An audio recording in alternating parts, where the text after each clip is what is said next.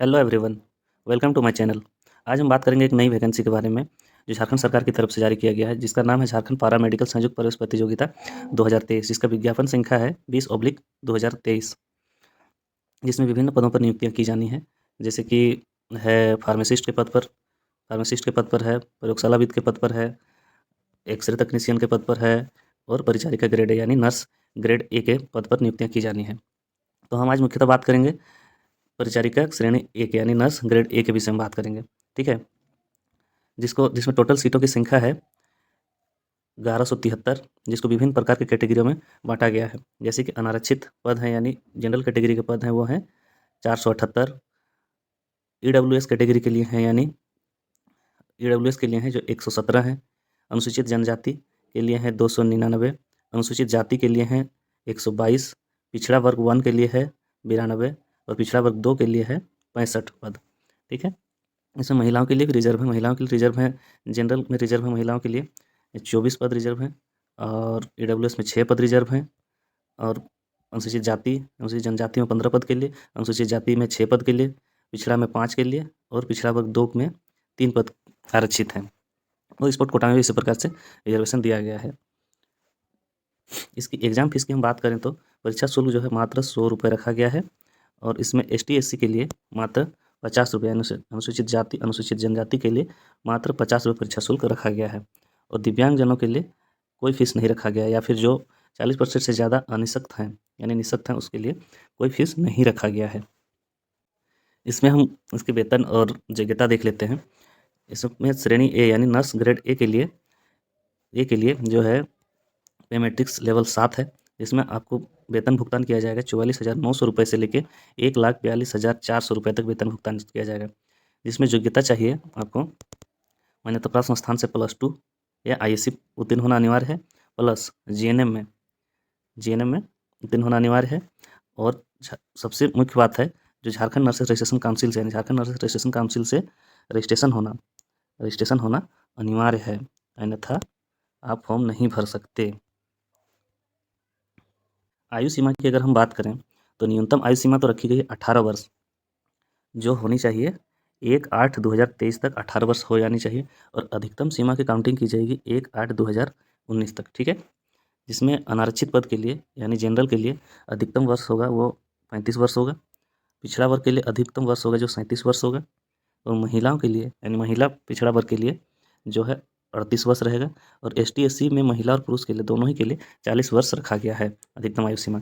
लेकिन वहीं पे जो है संविदा कर्मी जो कॉन्ट्रेक्चुअल बेसिस में काम कर रही है 5 साल से, उनके लिए अधिकतम आयु सीमा 55 वर्ष रखा गया है। इनके लिए बहुत अच्छा मौका है। ऑनलाइन आवेदन की प्रक्रिया शुरू होगी आपकी 23 जनवरी 2024 से कब तक चलेगी, 22 फरवरी 2024 तक चलेगी। परीक्षा शुल्क भुगतान करने के लिए आपको 26 फरवरी 2024 की मध्यरात्रि तक लिंक ओपन रहेगा और फोटो सिग्नेचर अपलोड करने के लिए 28 फरवरी 2024 मध्यरात्रि तक लिंक ओपन रहेगा। फिर अगर कोई सुधार करना हो तो उसके लिए लिंक जारी किया जाएगा जो 1 मार्च 2024 में ओपन होगा, 3 मार्च 2024 तक ये खुला रहेगा। किसी में यदि कोई त्रुटि रही होगी यानी कोई मिस्टेक रहा उसको एडिट करना हो तो 1 मार्च से 3 मार्च तक के लिए फिर से लिंक ओपन कर दिया जाएगा। एग्ज़ाम जो है एक चरण में लिया जाएगा। परीक्षा देखो यहाँ, परीक्षा का स्वरूप एवं पाठ्यक्रम। परीक्षा एक चरण में लिया जाएगा। परीक्षा सभी प्रकार वस्तुनिष्ठ बहुविकल्पीय प्रश्न उत्तर होंगे यानी MCQ टाइप का रहेगा, जिसमें लिखित परीक्षा उत्तर दिए होंगे। परीक्षा ऋणात्मक अंक का प्रावधान नहीं है, ये मुख्य बात है, यानी नेगेटिव मार्किंग नहीं रहेगा, यानी फुल 50 मार्क्स का एग्ज़ाम लिया जाएगा। इसमें देखो 50 मार्क्स का एग्ज़ाम लिया जाएगा जो 50 नंबर के ही होंगे और एक प्रश्न के लिए 1 मार्क्स दिया जाएगा। ठीक है, लेकिन परीक्षा से जो 50 नंबर लिया जाएगा उसी से निर्धारित नहीं होगा मेरिट। इसमें सिर्फ आपका निर्धारित करेगा आपका GNM का मार्क्स, इंटर का मार्क्स और मैट्रिक का मार्क्स। जैसे आपका GNM में अगर आपका 60% से ज़्यादा अंक है तो 10 नंबर उसमें ऐड किया जाएगा। यदि 60 से कम और 45 से ज़्यादा अंक है तो 7 नंबर ऐड किया जाएगा।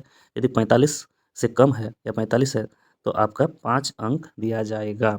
ठीक है, उसी प्रकार आपका मैट्रिक में अगर फर्स्ट डिवीजन है यानी 60% से ज़्यादा है तो 20 नंबर दिया जाएगा और 60 नंबर से कम या 45 नंबर से ज़्यादा है, 45% से ज़्यादा है तो 15 अंक दिया जाएगा और 45% से कम अथवा कम है तो आपको 10 अंक दिया जाएगा। ठीक है, उसी प्रकार इंटरमीडिएट में भी होगा।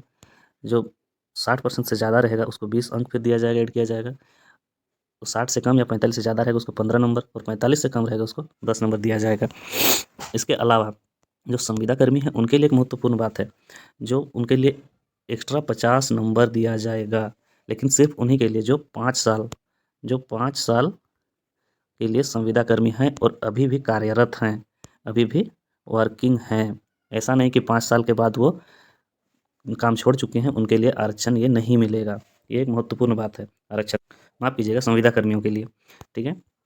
और एक है कि मिनिमम मतलब इतना मिनिमम आपको क्वालिफाइंग के लिए लाना पड़ेगा नंबर लिखित परीक्षा में, तभी आप मेरिट में गिने जाएंगे, अन्यथा नहीं गिने जाएंगे। जैसे जनरल के लिए आपको 40% लाना होगा, जनरल के लिए 40% लाना होगा, और अनुसूचित जाति जनजाति महिलाओं के लिए आपको लाना पड़ेगा 32%, पिछड़ा वर्ग के लिए आपको लाना पड़ेगा 1 के लिए 34%, और पिछड़ा वर्ग 2 के लिए 36.5%, आदिम जनजाति के लिए 30% लाना अनिवार्य है, तभी आप मेरिट में गिने जाएंगे, इसके अलावा नहीं गिने जाएंगे।